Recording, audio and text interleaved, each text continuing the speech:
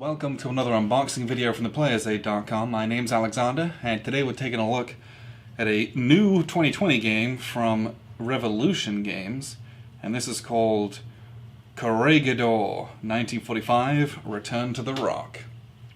Now this is, if you've played any of Revolution Games, comes with a little folio. This one's designed by Mike Ranella, and I've played his Last Battle Ieshima. This uses that same area impulse system. That area impulse system's been around for a long time and has had a lot of different iterations. I really liked Ieshima, so I'm hoping this one is just as good as that one. That one, it's technically a two-player game, but it makes a very good solitaire game, and that's why I primarily bought that one.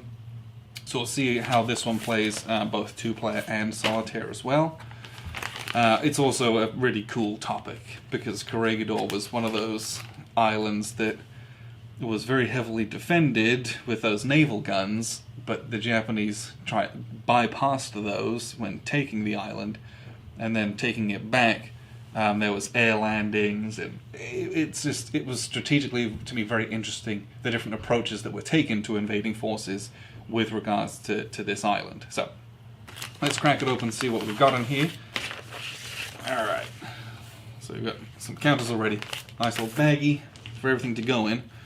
This is a cover sheet, but it is also a play aid as well for all the different unit types and markers and things like that. So don't throw it away. That's a helpful aid to have. We've got the map, which we'll get to in just a second. We have the rule book. The rule book, I believe, is black and white, and it is rules-wise. This is some really 12 pages of rules. 12 pages of rules, and the rules, if the other games of theirs are to be any judge, are very well written and very clear. There was, I don't think, any time where I had any confusion about what I was supposed to do with the rules. This stuff is a lot of introductory stuff. Very easy to learn. There is an example of play at the back if you need it as well. Hey, there's Ieshima. Really, really fun game to play on your own. You just play as the Americans, and the Japanese just make defensive choices, and it's very easy to play them, so to speak. Units-wise, oh, that's weird. Okay. So a full counter sheet would be this way, right? So this is a half counter sheet. Normally when you see a half counter sheet, it's this part of it. So that was just interesting. That's how they've done it. So you get these, and you get this little bit right here as well. So on here we've got US units up here, and then you've got some, are those bombers? I believe those are bombers that you use, and and then you've got naval guns as well. Those are used as modifiers to your attack values in certain spaces when you commit them. And these are control markers. We have the Japanese units. Looks like we've got a lot of infantry. We've got some MG teams, more infantry, and then a whole bunch of pillboxes. And that's how Ieshima was, and that's kind of what I'm expecting from this. You'll have some very strong defensive positions. I hope there's Banzai in this one as well. I don't know if there is, but there was in that one. It was very cool, where they would kind of run out and do certain things in certain situations based on events. But yeah, control markers. These are all the US ones, and on the back you've got your Japanese control as well. Yeah, so we've got a couple of suicide markers. I wonder if that's for their... I wonder what that's for. If like it's a marker for an area and everyone does it, who knows? But that's the markers you've got. Here you've got a couple administrative markers. So you've got VP markers, advantage markers, a couple more control markers. And it looks like we've got flame attacks there as well. So these are really nice counters, by the way. A lot of folio games suffer from counters. I really like Revolution Games as counters. They are thick, and when they are, I clip them, and I feel like you kind of have to clip them. That's just me, I will always say that.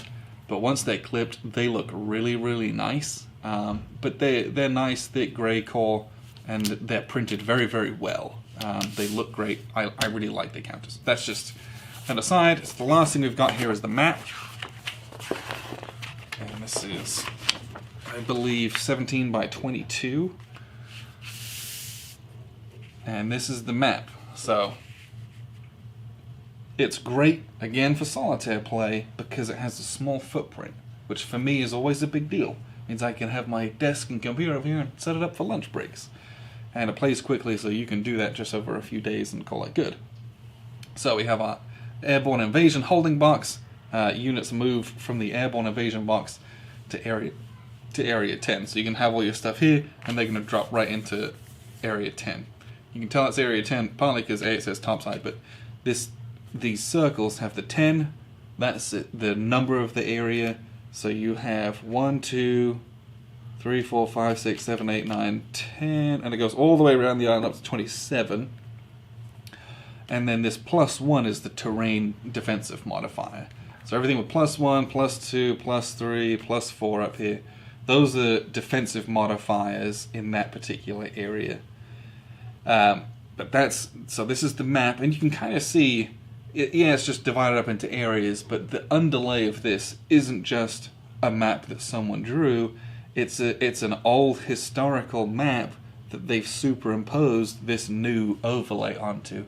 And it's neat little bits like that make games, I don't know, attractive and feel cool. That's something that I really enjoy in a game. It makes me feel like I'm a commander looking at my old historical map set over a table. I don't know, I just really enjoy that. The rest of the map's dedicated to our hidden units box for Japanese.